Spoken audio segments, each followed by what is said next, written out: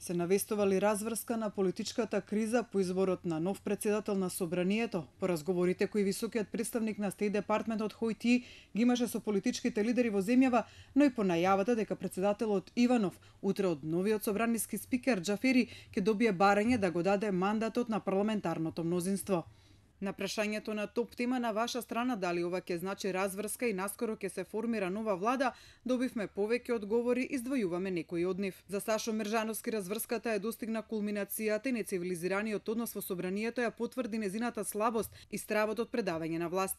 Влада ќе има, правда ќе има. Јустиција можеби некогаш дреме, но секогаш се буди кога е потребно, напиша Мержановски на нашиот Facebook профил.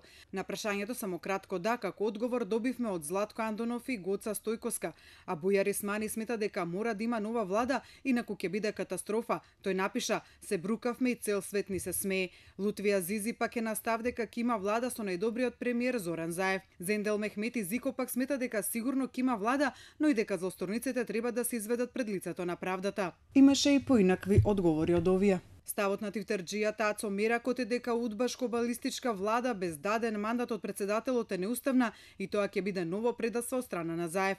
Сосема спротивно на ова беше коментарот на Имран Зенели, кој пак смета дека Заев доаѓа нема веќе мрдање. Готово, нека ги подготат креветите во Идризово криминалците. Твитер профилот Хемфри Богарт пак смета дека ќе има разврска, но ќе нема заклучок се дури како што напиша, баграта не заврши во затвор со јавно судење. Сличен став има и Џоко Танев кој смета дека влада ќе има, сакале или не, но според кого ќе биде тешко, оти во секоја институција е дуплиран персонал со партиски фанатици и прашање како ќе профункционираат. Твитерџијата Гус Фринке настав дека по ново избраниот председател на Собрание ќе следува и председател на влада со констатација дека промените доаѓаат, никој тоа не може да го запре.